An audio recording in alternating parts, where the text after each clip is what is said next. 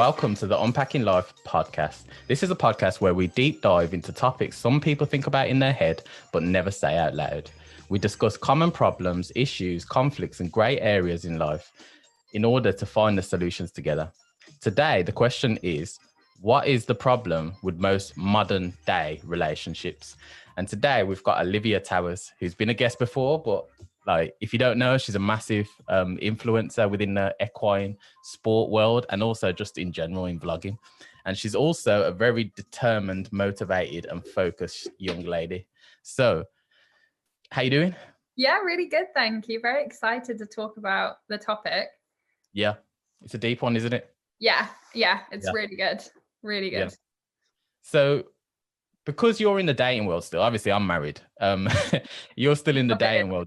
You're going to have a perspective of you've actively been dating.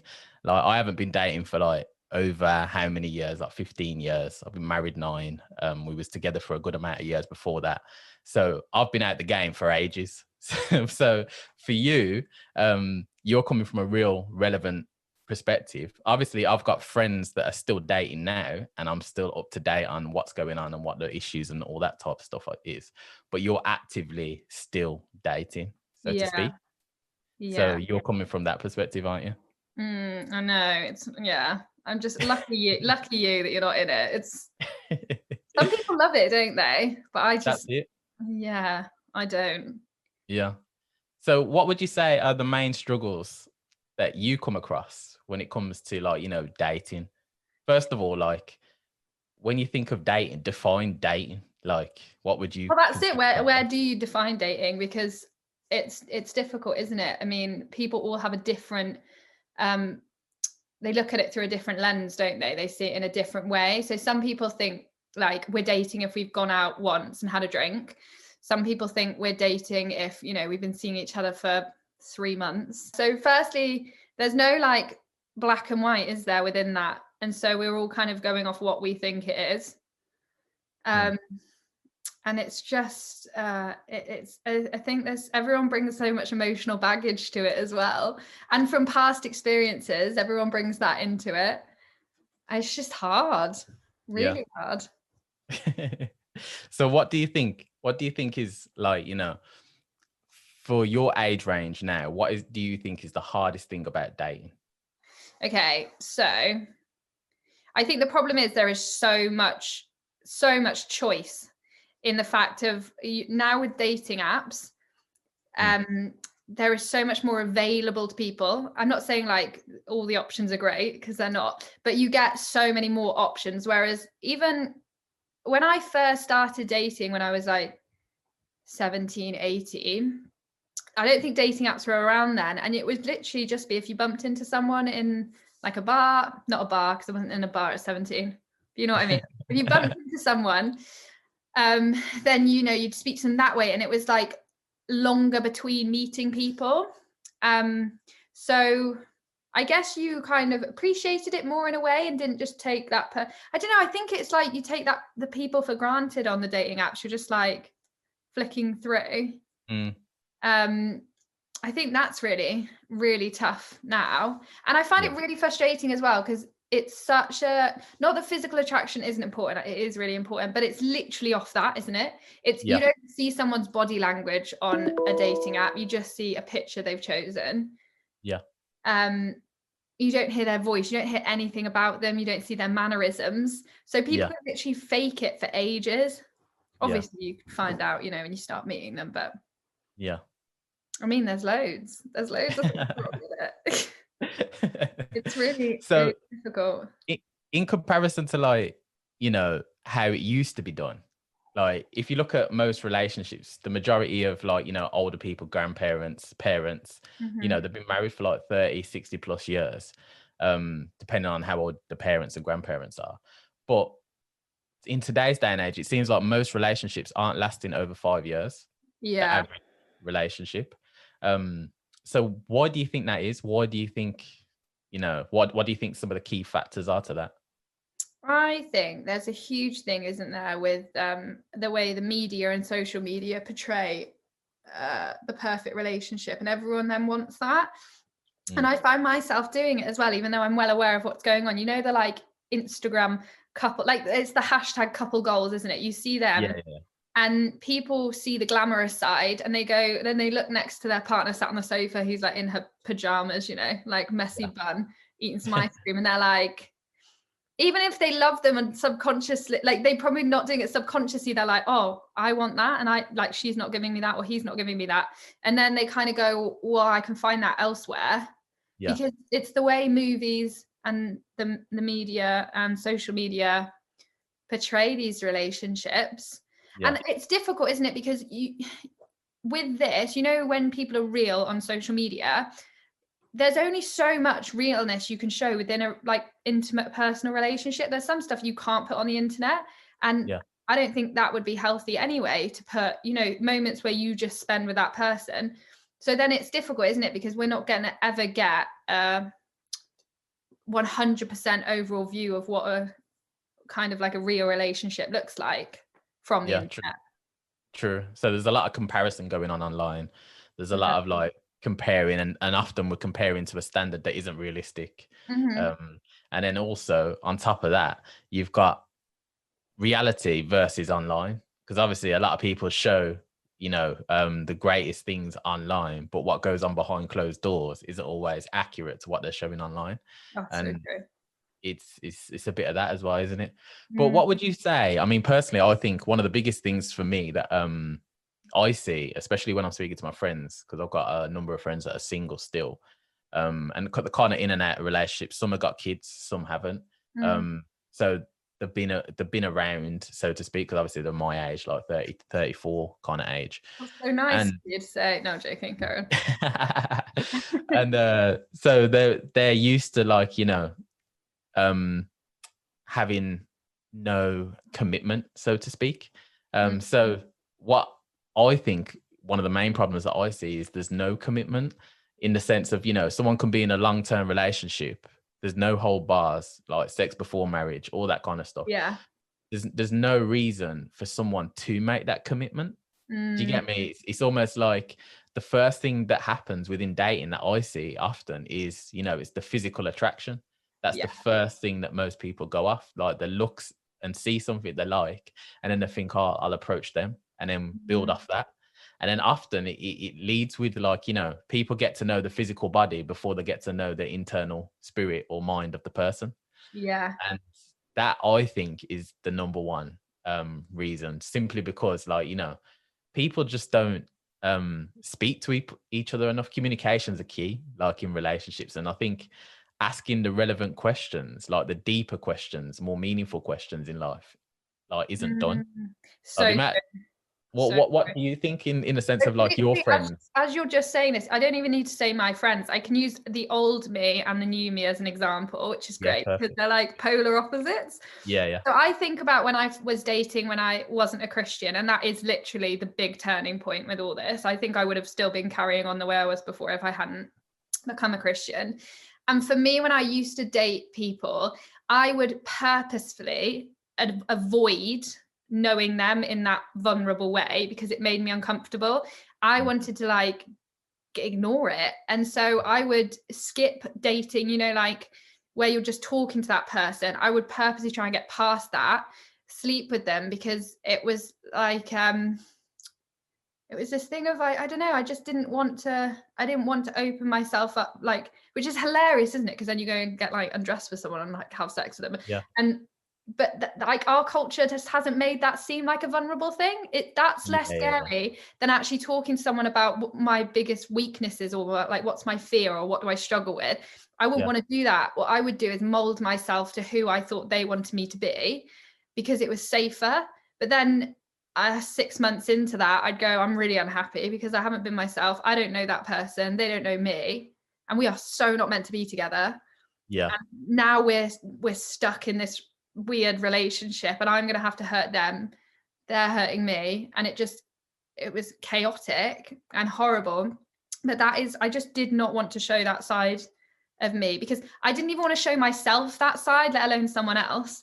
yeah, yeah, yeah. And that's where it comes into a deep thing, isn't it? If you're not being honest with yourself or vulnerable with yourself, or like you love yourself, how can you do that with another person? And I think that's the big thing with our culture now. It's that relationships are so put on a pedestal that we don't want to be by ourselves and go through that uncomfortable stage. We just jump So straight into it's relationships. almost like you just want to be accepted, and you don't want to be yourself in the beginning originally. Yeah, literally, yeah. I was Yeah. trying to like fake it, like Yeah. who I was, which is so Yeah. weird. I remember there was one of my first boyfriends was a football fanatic, and I remember I would watch football. I would then go and play it. I would like learn everything about it so that I could. How old was you at this point? 16, I think, when I Yeah. Yeah. yeah. So and again, you're really impressionable, aren't you, at that age? Yeah. And he honestly awful. Awful person. He's probably changed, but I remember we went to a football match and there was like a riot, and I like got straight in there. I think I'd watched Green Street. You know, is it Green Street with the football hooligans? Yeah. And I No was way. like, Can't picture yeah, that. I was like, I'm gonna just, I don't know, I just seemed to go forget who I was and become the person I thought they wanted me to be. Again, because you don't want to show who you are, because it's that, is it acceptable, is it lovable? So I'll just morph myself into that person. Was Whereas you like that with your friendships? Sorry. Like, was that the same with your friendships? Did you yeah, take the same? Yeah. So it was all around, really, that like, you were scared to be yourself yeah, and have that level of intimacy where, people know the real you. Because that is intimacy, isn't it? It's yeah, intimacy isn't just a sexual thing where most people think intimacy is sex. yeah, That's the first thing that comes to mind. yeah, But there's different levels to intimacy, and you can be intimate with friends. Like, that's the yeah, yeah, intimacy basically means closeness, doesn't it? yeah, Yeah. yeah. So you were scared to be close to people emotionally. So physically, that was kind of like a distraction, and it Mm, disguised who you really was. yeah. And I had no idea I was doing this as Yeah. well. I wasn't consciously going, I'm gonna do it. It just what, it was like a coping mechanism. You sometimes, when you don't realize you're doing a coping mechanism, you never knew it was that, you thought it's just who Yeah. you are. And then it all got flipped on its head when God was like, no, I don't want you to sleep with people before marriage. Yeah. And I was like, well, how on earth do you do this? I was like, Yeah. it must be joking. I was like, so weird. I was like, that's just not right. Mm, And then I had no choice. I had no choice, yeah. because there's, if you're not being yourself, and I guess it just brings out more stuff when you're not it's not, you're not distracting yourself from it, and there's not like this haze of like being like, sleeping with someone. I think this haze comes over you and you end up Yeah. being like, I love this person, and it's like, no, you're Yeah. just, because you've slept with them now, you're like, whoa, this is amazing. Yeah. Yeah. And you don't have that. There's no like smoke screen up, so Yeah. Yeah. it's hard. So that is a major thing, isn't it? If you're going straight in for like, sleeping with someone, and it's like that's almost kind of like when you get married, the thing to seal the marriage is when you like, later on in the night, you basically come together and become one. Yeah, Like, and if you're doing that in the very beginning, that's going to model signals and messages, not even just like emotionally with you, but also chemically within the body, which is deep when you think about it. Because I mean, even when you think of sex itself on a chemical level for the body, it does so much to the body, and a lot of people don't actually realize. As much as people say, like one night stands and all that work and they think it works and all that, there is emotional attachment, like on a chemical level. Whether you like someone or not, there is a chemical level. And there's actually a drug, I forgot the name, not a drug, there's a chemical within the body that releases during sex, oxytocin. yeah, That's that's it, it. oxytocin. And it's called the love hormone. And basically, for women, most of the time, it breeds like an attachment. So it makes people feel like they're attached to that person, and it brings closeness. Whereas for a male, it's more protective. So a male could sleep with someone, then all of a sudden they become possessive. But if you don't balance it out, like that's what it does. But it's because of the hormone release within the body. Yeah, And you got to think, if you're starting with that and you haven't got to know someone, that's obviously going to muddle your emotions. So that's why they say, like, love and emotions cloud your judgment, don't they? yeah, Because often it's on a chemical level. and we don't even realize that on a chemical level we're going one way, but really we can't stand the person because they don't agree with our morals and values. Mm. Do you get me? So it's Yeah. kind of like we're being pulled in two, isn't it? It's only getting worse as well. I don't know what it was like back in even like the 60s, but I can't imagine they were sleeping with each other as quickly as we do now. No, not at all. That's the thing. I mean, back then it was like, it's frowned upon if you was pregnant and you wasn't married. Like, Yeah. you'd be the outcast of the family, wasn't it? Like that's what it was back then. I'm not saying it should go back to that. No, So to no, speak. definitely not. There shouldn't be that judgment there and that Yeah, harshness, but there should be that education on it. And I exactly. think it's like a pendulum effect, isn't it? Because people were harsh and horrible and nasty, people have then swung the other way now and gone, no, like be free. And I think we missed the point. It wasn't about, no, we should be able to not that you should stop people, we're all got our own free will, but it's educating people on why it's not a good idea. We can do that now. Like even at schools and stuff, they don't teach kids the negative, like emotional. They teach them about getting pregnant, but they don't know what's going to happen if you sleep with that person emotionally. That's it. And I mean, it comes to something that we talked about a bit on the last podcast as well, when we was talking about, like, when you sleep with someone, they've got an emotional tie to you. So when they walk in a room, like that you scared me automatically so much when I found that out. I was like, makes sense though. Yeah, it does. And it makes sense when you think about the term like two becoming one. There must be a link, because why is that kind of language Just your Spice Girls. Sorry. No. See, that weren't on my playlist. That weren't back in the day. Oh no. But yeah, like it's true. And I think another thing as well, I think intimacy, the understanding of intimacy and what it is, like he says, you were scared to be intimate on an intellectual level, on an emotional level, and just being you. Like, and I think that's the deeper way to be intimate is that, I think, personally.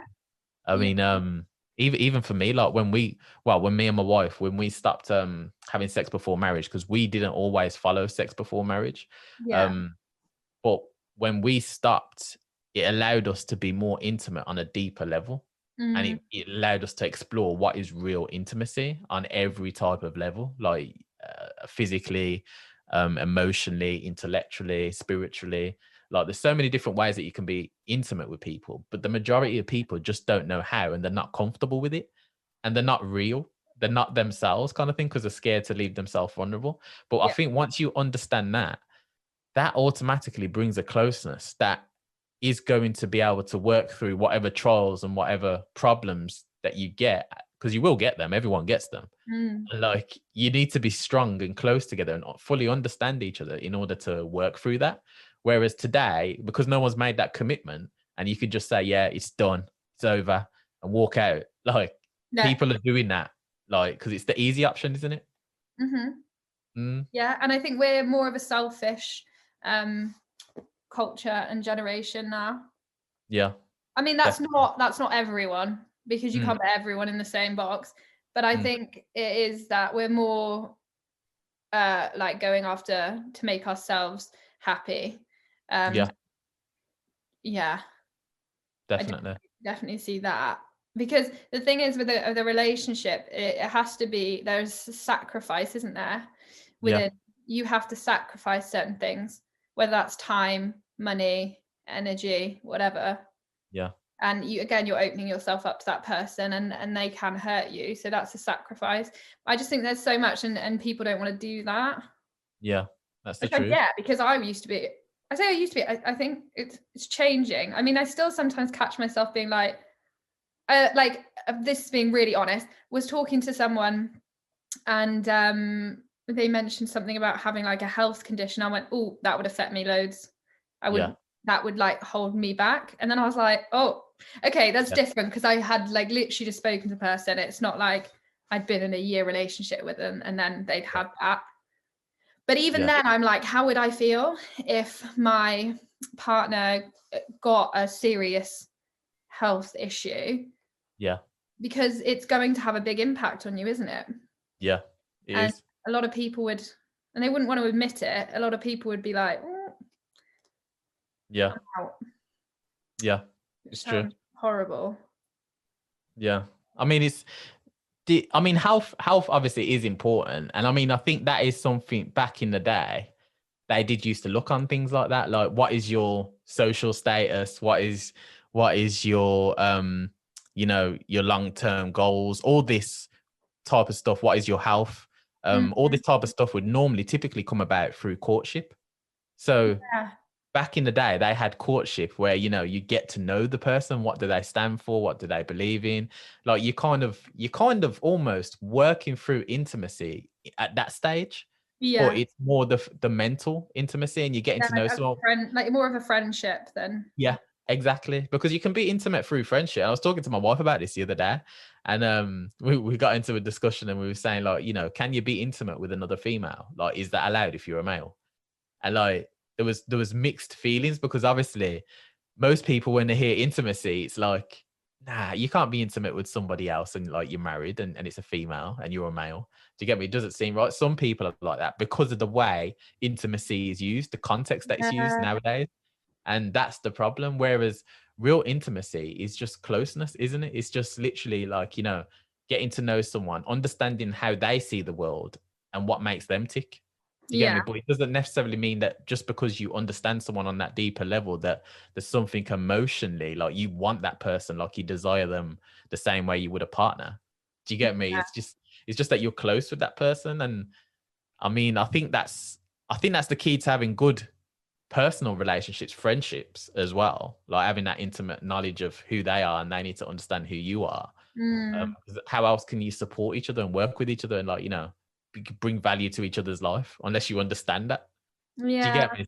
So when it definitely. comes to like courtship's gone, really, if you think about it. Like, courtship is literally like, it's only really Christians and the odd few people. You don't necessarily need to be Christian to do courtship, but it's those that have had it passed on through, an adult teaching them. Yeah. Whereas if you look at today, most people, if they're honest, they learn about like intimacy, what they think is intimate, like sex through porn. Like, Oh, they I know. very rarely talk to their parents. The amount of people, and I was talking about this the other day, the amount of people that like I've spoke to, and you ask them, where did you learn sex from? And they're like, well, my mom just told me, like, just use a condom, and like, just like, don't break no hearts and all that kind of stuff. Like, if you do, like, they says don't do it, but they know that you're gonna do it. So they just give you the rough guidelines, but they don't talk about, what is the real intimacy? What should you be doing? How should you treat a man, a woman, or anything like that? Because Yeah. they're scared to have that communication with their parents. So it's almost like you don't have intimacy with your parents. Yeah. Do you get me? Like, which is another thing. Like, how are people parenting? Like, are they really intimate with their child? Do they really speak and disclose the majority of things when they ask? Do you get me? Like, and it's all those kind of things. But what do you think in terms of like, friendships, for example? Do you think it should be a friendship before it becomes a relationship, or do you think like you can't be in the friend zone and then move to a relationship, or what do you think in terms Yeah, of I that? think that friend zone stuff's all a load of like Yeah, stupid. Well, I personally think it is. yeah, I think that's just people never liked them, and they just want to like it's a cop out, isn't it? yeah, Like we've been friends for way too long. I couldn't imagine anything else. No, you just never liked that person. That's fine. yeah, yeah, yeah, I just never want to offend the other person. I think that like how I'm going about dating now, and COVID's been like really difficult because you can't literally meet anyone face to face at the moment, which is fine. But everyone who I've spoken to, I've like said straight up, I want to be friends with someone first. And mm, if they haven't got the patience to do that, I'm like, bye then, because like yeah, why? I always think as well, it's only to, you only need to find that one person. It's not like not like you have to find the new one every year. So yeah, why yeah, not take your time finding the right person? And I was actually speaking to someone the other day, and he was saying it's so much better to not give too much of yourself away when you're doing this dating business or courtship, because it's less painful then when you separate or when you part ways or say like this isn't working. You haven't given loads to that person already. So I think for me, friendship's really important, because again, you don't get blinded by certain things. And I think what I found really hard is, and I do it all the time, is my imagination runs off with me and I start making that person into something that I'd want them to be. And being like, you know, where you can like, yeah, you create a character for someone else. Yeah, makes and sense. then I think you need to have that friendship time to actually figure out what their character is. Yeah. Otherwise, you end up getting like really annoyed, and you're like, well, you don't do that. And I'm like, hold on, how do I know they don't do that? Because I don't actually know them. Like, I've made them into that person. So yeah, for me, friendship's really important as well. I think the great thing about my faith, being a Christian, is there's not that panic of going, oh my goodness, if I don't sleep with them, they're going to just like walk off or go and get impatient. And there's not that, how long should I leave it? I remember always having that conversation with my friends. Like, some would say like 3 months, some would say like 3 dates. And I was like, where do we go? So yeah, my faith side of it's really enabled me to be able to do that friendship. Which is really nice. Sense.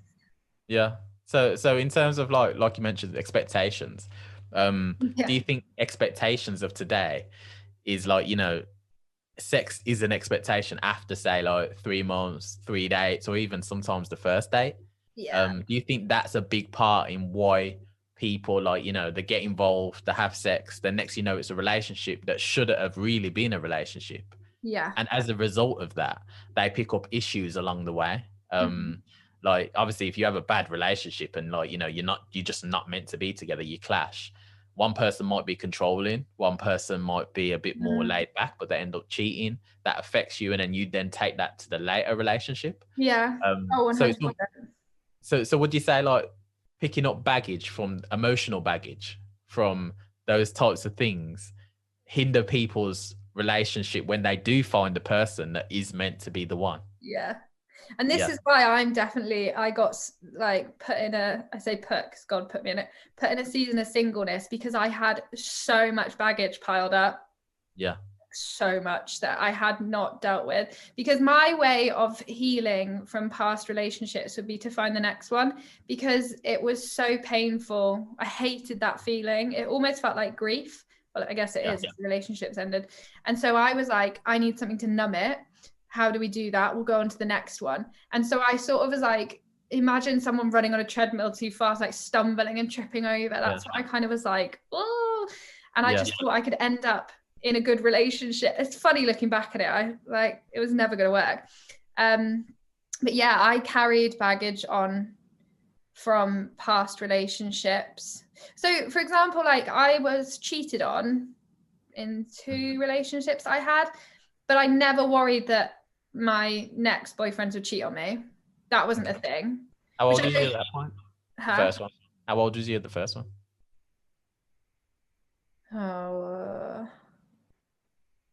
I think I was, no, okay. So I think the main one was when I was 22. That was not really hurt because we'd been in a relationship for a year. But before that, it probably, well, for me, it felt like cheating because we were dating, sleeping together, but we weren't official, but then they would be with other people. But for me, that felt like a betrayal.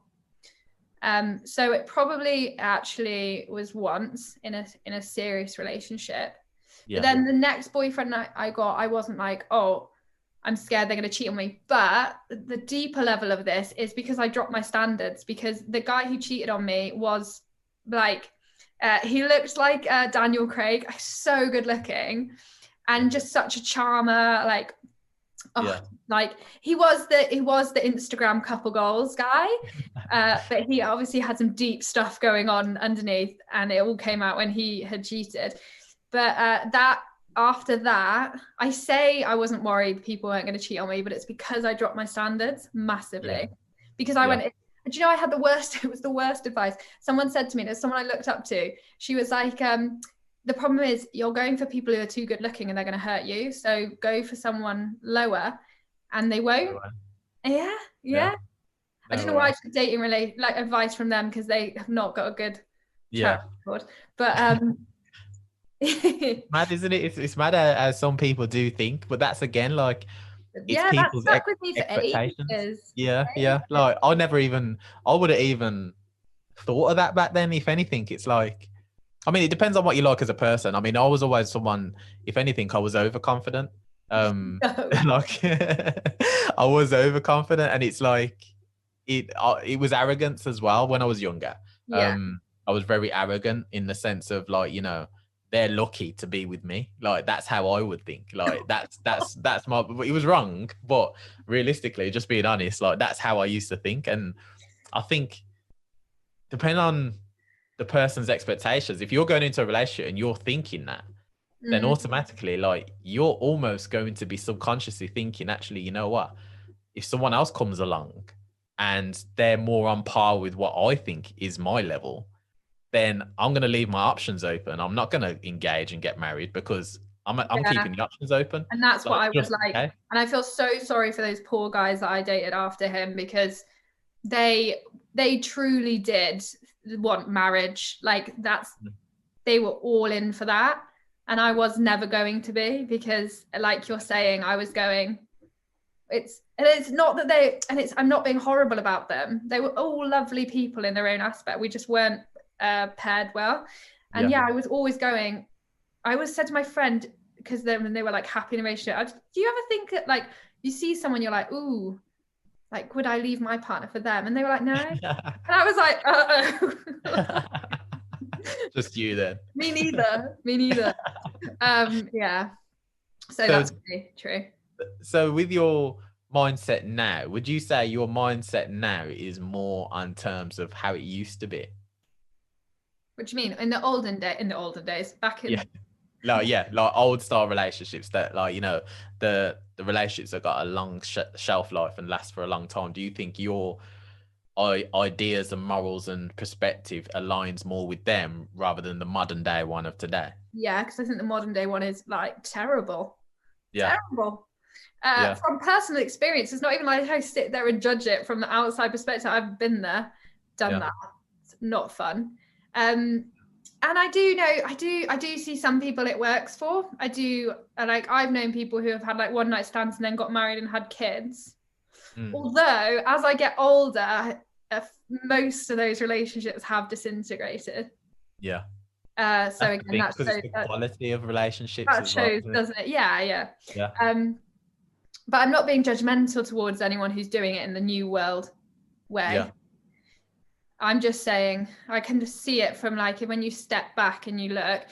I think, I am more aligned with the like older way, but I would not want it to go back to that judgmental, where people were like, like the law was brought into it and people were just awful. And I don't think. I don't think judgmental like that, as in like, you know, something could be executed as a point of like, this is the standard, and if you don't meet it, there's going to be punishment. I don't think like that, but I think you do need to be judgmental in the sense of actually looking at their way of doing things isn't right, and I don't really want to be associated to people like that. Like I think that's different, because I mean it's like friends, isn't it? If someone's known for doing something that's necessarily bad, like if someone's known for breaking hearts and you're hanging around with that person, another female might assume that you're that way inclined as well, because you are the company that you keep. You get me? So you've got that element as well. And like if you've got a husband and he's hanging around with loads of single people, and then it's like, what has he really got in common? You know, these single people go out clubbing and he goes out with them now and then. Yeah, that's true. He's gonna have that element of doubt and like, what does he find in common? Why does he feel comfortable in that place and all that type of stuff? So I think to a degree you do have to use some judgment, because it's realistic, isn't it? We judge our friends and we judge, people. I think it depends how you're looking at the word judgment. I probably want to find a different word, but I can't think what word I'd find, but I know what you mean. But I think in today's society, people are quick to say, "Oh, you're being judgmental." Oh yeah, and straight off the bat, isn't it? Yeah, exactly. And so that's why I thought it's important to like define what is like really judgmental, because if you're not executing something, if you're not actually doing something yourself, and you're not inflicting pain or punishment on someone as a result of your judgments, then you're not really being judgmental. You're just judging for your own personal benefit of knowing who to stay from and whatever. Do you get me? I think that's an important thing to remember, because today, like, I mean, if you say, like, I don't know, there's people on Instagram, isn't there? Like, if they lose weight and then they say all of a sudden, like, you're fat shaming. Like that's what they say. I have that. That's what I mean. So like, it's not being judgmental. It's just that everyone wants to jump on something nowadays, and that's today's culture. Which is another thing that throws into relationships, because some people come into relationships with that mindset. Do you get me? And that's probably why they're not open and honest, because they're probably scared of being politically correct and like, what would this person think of them if they say this, or will it come out wrong, and things like that. You know what I mean? It's mad. So in terms of like, you know, when you meet someone and you think, you know, I'm dating someone, I'm physically attractive. So first of all, most of the time you have to be physically attractive. Would you agree? Yes. Yeah. I find that hard, but yes. Yeah. So you have to be physically attracted. And then what would you say is the next box that they have to tick? That your values align. Yeah. Because really, what's the point in going past anything else? Yeah. So when you say values, what type? Give an example. Like, so for me, it's my faith. Yeah. That's a huge one. Yeah. But for me, like values, for example, like kindness towards people. You know, like if that person this has happened to me before, dating someone, been in a restaurant, the food was slightly a little bit not quite right, and then the waiter comes over and he screaming at them and so rude. No, for me, I just like warning signals. Like no, values wise, like being nice to people, like openness is a big one for me. Like, can that person actually is that person actually emotionally aware of themselves? And I know that some people struggle with it, but it can be learned for sure. Like, you can develop that. Yeah. And I just don't know if I'd want to go into a relationship with someone who I have been in relationships with people who don't want to tackle the hard things that are going on in life. Yeah. So I guess that's what I mean. Yeah. But this is where it's difficult, isn't it? Because some people might now look at what I kind of am looking for and be like, wow, your standards are so high. But I would way prefer to be single for the rest of my life and be in the wrong relationship, because that's so damaging. It's true. I don't hate being single. I dislike being single sometimes. Like, it doesn't affect me all the time, but some days I'm like, oh, so annoying. But it's like a fleeting moment. Whereas when you're in the wrong relationship, everything's affected. Yeah. And you don't become the person you were meant to be, which I think is really scary. Yeah. Which brings us on to the next topic, which I was going to bring up as well. Nice. So growing together. Growing together is something that I think in modern day relationships just doesn't happen. Because often people have their own I think people have their own individual lives now. I think, like, you know, one person's got their one set of friends, another person's got their other set of friends, and they don't really mix that much. So they've almost got separate lives. There's nothing wrong with having separate lives, but there should be an element of, like, you know, your networks come together, your friends come together, but also you grow together. So if one person's developing and working on something, then you should be developing in some kind of area to better yourself, almost upgrading yourself. And I think, like, you know, especially I think more with men, I think women grow.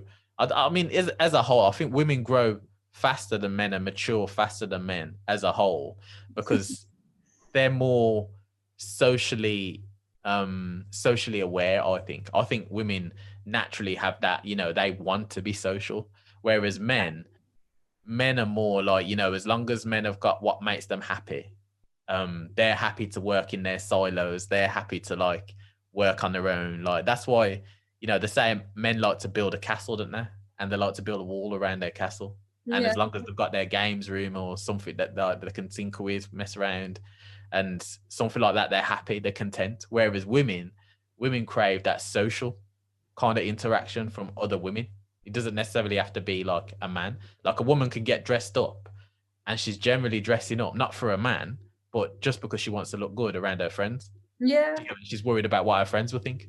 Do you get me? Like, so, whereas men, they don't dress for men all the time. They're dressed to be presentable, but a lot of the time, men dress nice for the hopes of a female glimpsing.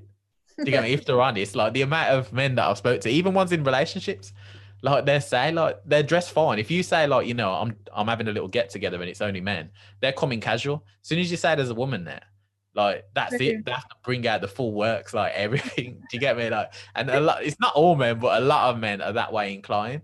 Yeah. And it's the same with like even discussions. Like men won't be themselves around certain women because they're not comfortable with discussing things, if you get me. Like, so Yeah. I think men and women are designed different in that sense, but I think growing together, that needs to be an expectation from the start. Like that needs to be talked about from the start. Like, what are the expectations? Where do you want to be in 10 years? What do you want to achieve? Talking about your ambitions, all that kind of stuff. And you don't have to be super ambitious, but just like anything that you want, you know, like if you want kids, if you want a house, you want to live in the country, do you want to live in the city? Like, how are you disciplining your children? Like, how are you going to teach them what's important? Like all these types of things. I just don't think they're talked about. But because you've been dating recently, would you say that, like, you know, when you're dating, especially online, because of COVID and everything, would you say when you're dating, you feel comfortable talking about these topics? Or does it seem a bit too much to just come out and say, like, you know, do you want kids on your first date? Like, how do you judge when it's too early to say something, or whether it's like, you know, it's the right time, I need to know this now? I think that is there is a worry that it is too soon, and then that person is going to think you're too keen and be like, whoa, chill out, you don't even know me. But like, and the people I've been like for example, had a few dates with, they're like, because they're really open about that stuff, even they're like, oh, if you don't like mind me asking, and that you can see it's the cautious side. Yeah. I don't mind it at all. Like if someone asked me, I wouldn't be like, wow, they want to get married. Like that wouldn't be my initial thought. Yeah. But I think people do worry about that. Yeah. And there is that I think it's just the worry of not coming. It's that play it cool, isn't it? Not coming on too strong. Yeah. But I think you can. I would happily ask friends. Would you want to get married? Do you want to have kids? So why is that any different? It's not saying, are you going to have them with me? True. It's just saying, do you want kids? Do you want them? Yeah. Not like with me. Yeah. You can joke about it and be like, I don't mean like with me, or like, you know, I'm just curious. Yeah. And again, I think as you get older, it gets different. I think people get more intentional. So like the people I'm dating are in the people, that sounds awful. I'm not dating loads of people at once. Yeah. The people I've spoken to are older. Yeah. So they're more intentional. They've had like past situations like we all have. And I think they just would prefer to know. I think they've been burnt by the fire. So they've learned to be more intentional. And also we're getting older, aren't we? Yeah. So you do just get more straight to the point. Yeah. Which is good. But yeah, it can be hard. So what do you think in terms of like, you know, coming back to expectations, what do you expect from someone today, like in today's day and age? No, I really struggle with this. I really, really struggle with this because I flip from being like, these are my standards, I'm not going to budge, to they're way too high, and why do I think that's, you know, we're all human and it's not going to meet up to that. And then I'm like, well, I'm probably never going to meet anyone because they're so high now. But I really struggle with finding someone who I get on with, values align, X, Y, and Z, and that I find physically attractive. That is the big thing for me. I cannot align the two. Okay. I either find someone physically attractive and like, you're an idiot, or I'm like, you're amazing, but no. So do you think that's a common thing? Like, you know, someone could be good looking, but they haven't got the intellect to kind of like... Oh my goodness, yeah. And then they think, I honestly think, this is my point of view, that when someone is so good looking, they just don't think they need to improve themselves in other areas. Yeah, that makes sense. And I'm like, and it's so, I find it so unattractive now. When you start to get to know someone, I'm like, you're like a child. I was like, Well, they do say that about men, don't they? They do say men try to stay children as long as they can. Most men, they don't mature, do they? It's grown toddlers, really. Yeah. So like, it's funny because even if like the most attractive man came along and was like, yeah, let's go out, and you might for a little bit be like, wow, incredible, because it's that physical attraction to start with. But then as you sit down and, you know, you sat opposite them at a table and you're having a conversation, that attractiveness disintegrates fast, I can assure you. It doesn't matter how chiseled their abs are or like how beautiful their jawline is. You start to see like inside and you're like, it's not pretty. Yeah. So there's only so much physical attraction can hold up. And I'm probably, is it the same with men and women? You know, if someone's stunning, beautiful, there's only so long they can hold that attraction, or is it different?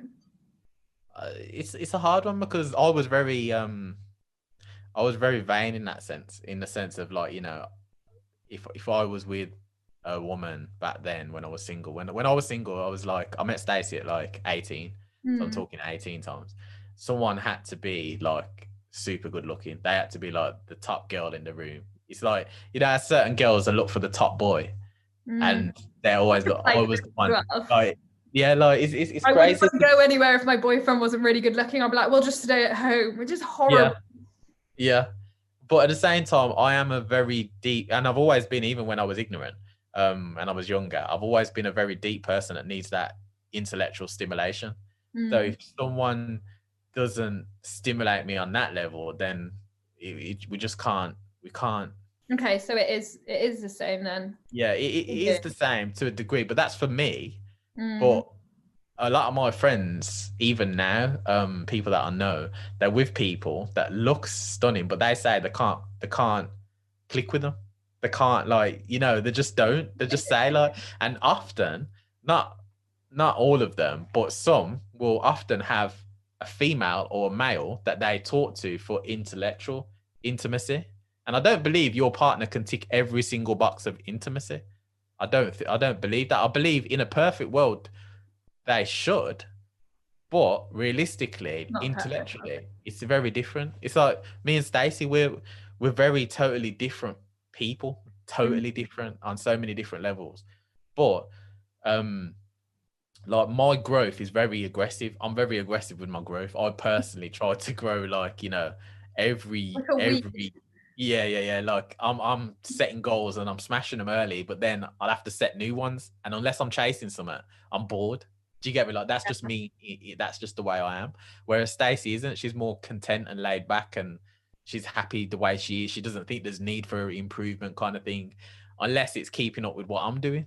Do you get me? Like, and that's kind of where we clash sometimes, because I used to have expectations of, like, you know, why isn't she like me? Why doesn't she, you know, want to do this? What I've even set up businesses for her before and says, yeah, run this. And I've set it up, gave it to her as a package, like running. And it's like, it doesn't push her. It doesn't motivate her. But at the same time, she's got other skills and attributes that are way above mine in those areas. Like, socially, she gets along with everybody. Like, I've never met someone that doesn't like her. Everyone loves that kind of thing. And she's very good with children. She's very good with, like, you know, being organized. Yeah, like, all that kind of stuff. Whereas I'm totally the opposite. Like, not saying I'm anti people or nothing, but I'm very much like, if we're having a discussion about something and I don't agree about something, I'm gonna speak to them about it. Like, I'm gonna be quite confrontational, not in the fact of, like, you know, you want to fight or anything like that, but in the sense of, now I don't believe that's right, you know. Like, I believe you should look into that, and then I'll look for a debate, not to say I'm better or anything like that. It's just, I just believe that iron sharpens iron, and iron can only sharpen iron if it comes against something that pushes it or something that sharpens it. It's not gonna sharpen just on its own. And that's why I think often conflict is needed within a marriage. You need someone to contend with. Like, you 100% do, because if they're not contending with you, then they're not sharpening you, and then the relationship grows stale and dull.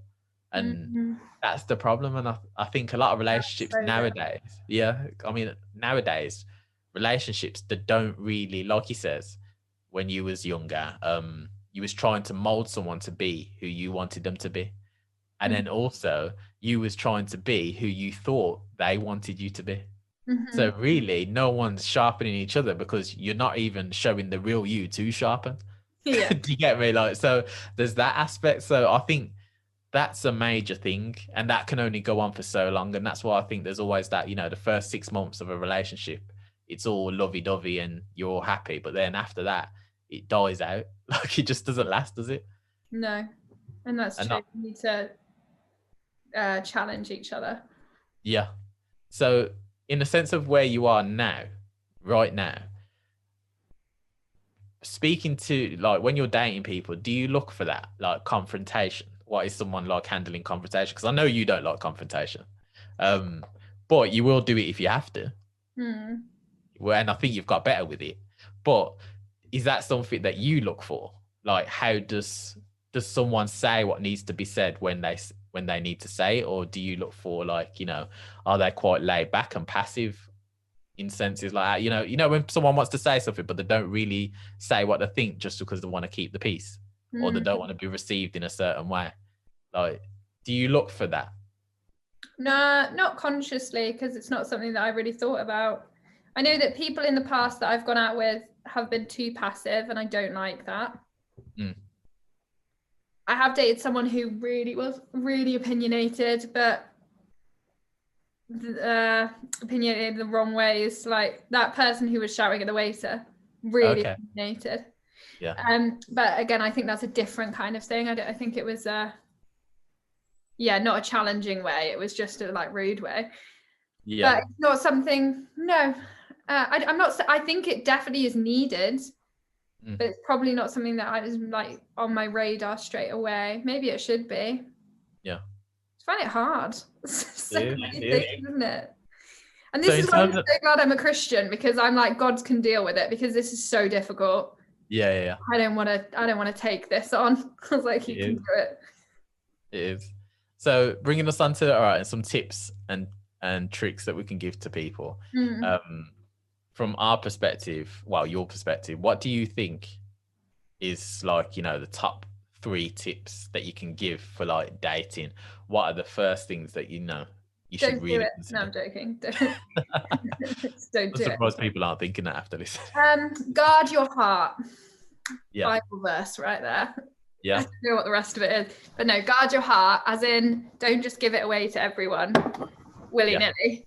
Because one, it takes a long time to heal once you have, and 2, not everyone is going to look after it and treat it in a nice way. So guard your heart. Don't give yourself away to that person so quickly. And speaking from someone who struggled with being impatient, I was so impatient and just wanted to go like, here we go, have it all. It's so much better to tiptoe to start with, even if it's not like flamboyant and it's not like, you know, doesn't seem like exciting. And it's that problem, isn't it? It's our culture kind of makes it look exciting and luring to be like all in straight away.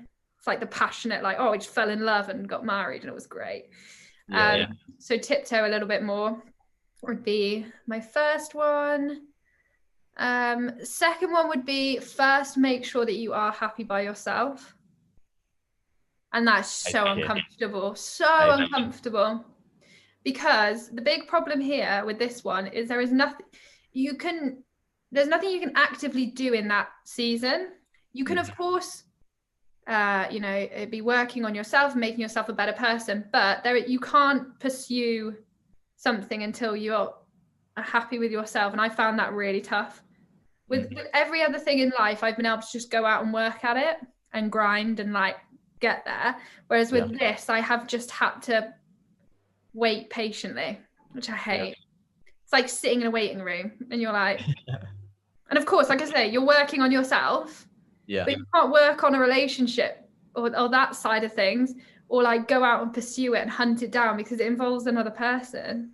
Yeah, of course. Yeah. So that's a huge one. And then another one, it's always the third one that's so difficult. I think what I did was really good is I wrote myself a little contract. If you feel you fall into the wrong relationships quite a lot, which is what I did, I wrote myself a little contract. It has like 10 points on it of things that I just will not budge on. And that's not like, oh, he has to be 6'5", and like, it's not like things like that. It's things like, for me, he has to be a Christian, and have a faith. For me, he has to be like emotionally aware. There was one that was like, don't get in a relationship because it's winter. And I know that sounds hilarious, but that was low-key a thing. I also put on there, don't go back with the one ex-boyfriend who I'd been out with 4 separate times. He's on there. Don't go back to him. There's just loads of little different things. Yeah. Yeah. I think that's. Yeah, there's some good ones. Yeah. There's some good ones, and I'd agree with all of them. I mean, like especially the working on yourself one. Yeah. That is a major key. Like whether people really believe in God or not. For me, like no sex before marriage, that's one of the biggest ones I can give to people, because yeah, as soon as you do that, it muddles things and confuses things. And when there's emotions involved and there's not enough logic, not saying it has to be 100% logic, but you need a high element of logic to foresee if it's going to last the test of time. So as soon as you throw sex in the mix, that muddles things. So I'll just add that one to that one. That's the only one, which is obviously there if you've got faith. The one thing I was thinking about then, when I was saying when you level yourself at work on yourself, that does come with a bit of I feel like it needs to come with a bit of a warning attached to it, that as you do that, it becomes harder to find someone. Yeah. I mean, don't not do it, because it's amazing, isn't it? But it definitely, there's plenty of fish in the sea. You end up from being in the sea to being in like a swimming pool, and you're like. No, it reminded me of. Sorry, what it reminded me of when you says that. There's plenty of fish in the sea. Remember that episode of Undateables? And